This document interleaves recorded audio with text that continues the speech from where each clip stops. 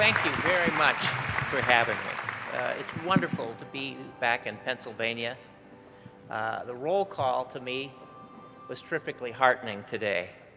I've had a chance to work in Lancaster and the surrounding communities lately. I've been in other parts of the state in past years, and I've never seen such a meeting of energy and importance. I believe that these are the kinds of local democracy, movements in local democracy, that the framers dreamed of and that changed the country. And I'm grateful that you're here and that are working to make your communities better. There's no place I'd rather be than with you working on these issues. So thank you for coming, and I hope we can work together. Good afternoon. It's my great honor to be here today, and I bring you greetings from Deputy Secretary Ron Sims, who asked me to come here today and underscore this administration's commitment to the enterprise you're engaged in. The work that you are doing in Pennsylvania, showing the energy and enthusiasm we'd like to bring to states all throughout America. We are here today because we all care about Pennsylvania. But I'm going to tell you, Allentown is the third largest city in the state of Pennsylvania. We face challenges like every other large urban area across the Commonwealth. And folks, our cities face some significant challenges. Whether we look at our urban cores throughout the state, whether they're large or small, whether it's Philadelphia, Pittsburgh, Allentown, Pottsville, Lancaster, Erie, throughout the state, we are facing some very, very difficult challenges going forward. I was lucky to grow up in Yeadon Borough in Delaware County. When I was growing up there, Yeadon was a lovely, beautiful town. It had a small, upper middle-class African-American community. Our parents' average educational level was 2 years post-undergraduate school. So naturally, more African-American families began to flock to Yeadon, seeking a better life and better schools for their children. But unbeknownst to us, someone moved the cheese. While African Americans were moving in and they thought moving up, many whites were moving out to new frontiers that were partly subsidized with our tax dollars.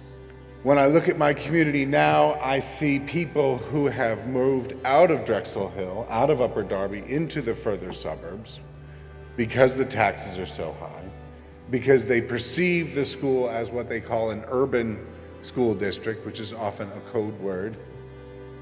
We have the same problems as many of these cities have. We have a high concentration of low-income housing and segregation.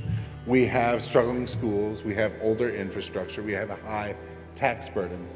I talk to young families in our church who grew up in our church, and I say, well, don't you want to buy a house in Drexel Hill? They look at me like I'm crazy.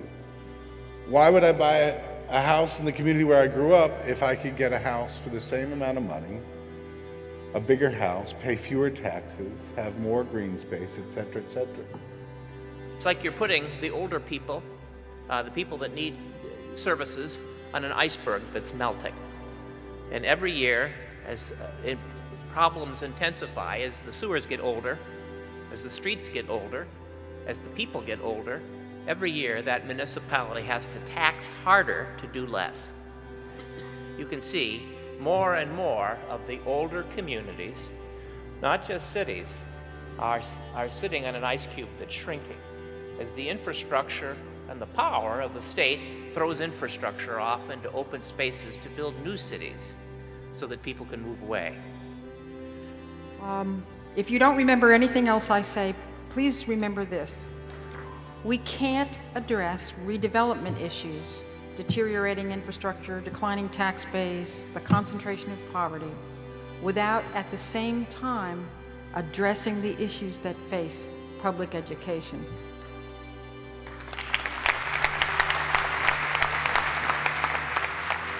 Many in our community have been working and are working very hard on economic redevelopment. We've formed a CDC and we have a Main Street project underway. but the resources, both for economic redevelopment and for school reform, are not equal to the task that's ahead of us. Given the relationship between the schools and the community, we can't revitalize Wilkinsburg without reforming our schools, and no school reform will work so long as our communities are allowed to continue to decline. It has been said that if the core of an apple dies, the rest of the apple will start to decay. The same can be said for our older urban areas, such as Columbia, Elizabethtown, Manheim, New Holland, and certainly Lancaster City. Thus, we have sprawl and decline in our older communities. But how can we fix this problem?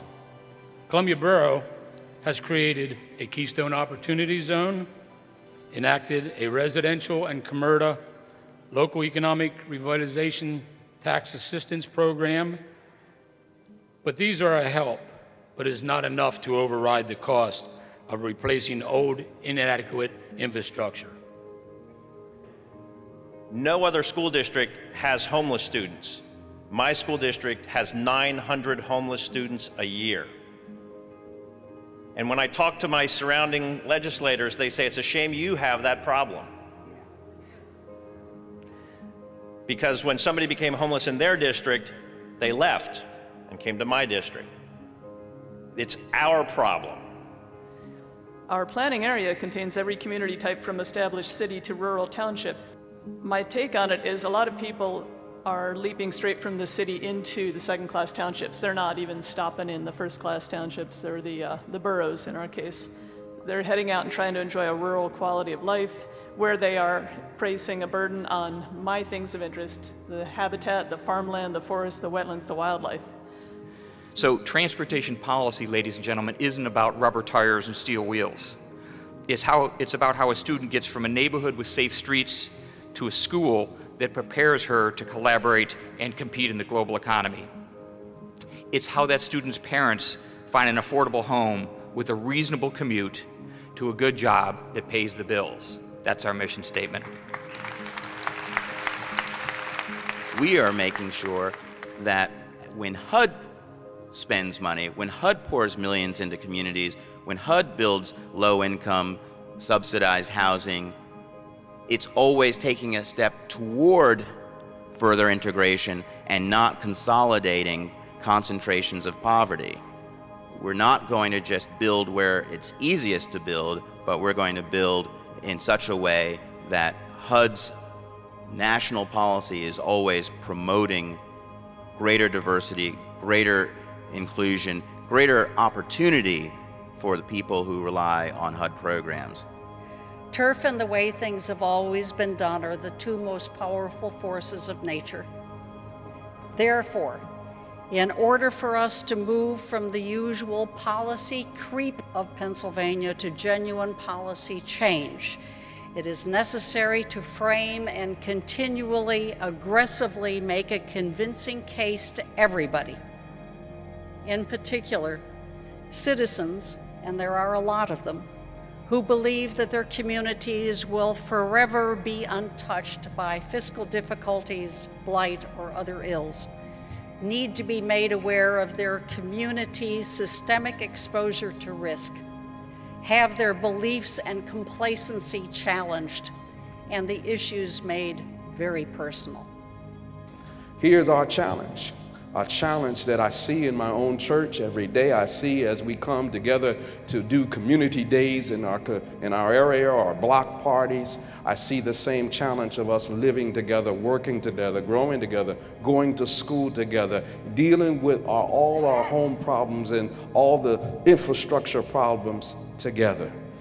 And that is our challenge as we stand together here to build the one Pennsylvania.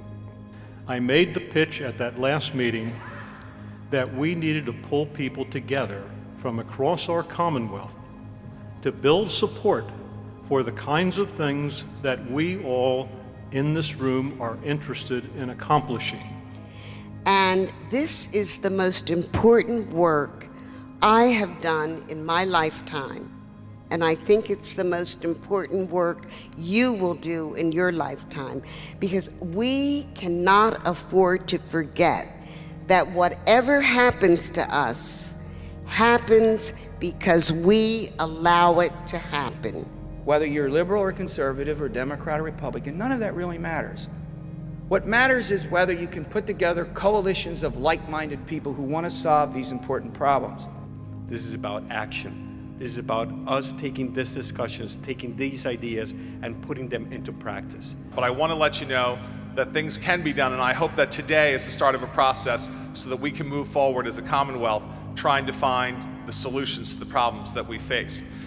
We have come together today to begin the work of building a powerful coalition, to join with policy members to create a transformational statewide agenda that recognizes, respects, and addresses the need to revitalize Pennsylvania's valuable older communities, our communities. You know, there's an old saying that it's not a, there's no Republican way to clean the streets or Democratic way to clean the snow, to get rid of the snow. And I think the same is true for the kinds of problems that confront our state. Pennsylvania has, and this is going to sound harsh, too long been a reform backwater. Too long we have followed too many states and too many communities in making the kinds of fundamental changes that will improve the lives of our citizens. And so the challenge is, you can do it. Do you have the energy and the enthusiasm and the commitment to make the changes that matter? Martin Luther King Jr., writing from Birmingham jail, said, "We live in inescapable networks of mutuality." Well, we have spent a long time in active disregard for that observation. We have assumed we could be saved by one more shopping mall, one last office park, one less multi-family apartment building. The jig appears to be up. The nation's unmistakable demographic movement toward a non-white majority makes escape from the network impossible, except for the very rich, and undesirable as it relates to our most cherished ideals. We're running out of land and natural resources to run to or to use up. The gating of our communities has only cost us more. We can no longer afford ourselves, and we can't do it alone. We have little choice but to do it together, and I believe we can. Thank you very much.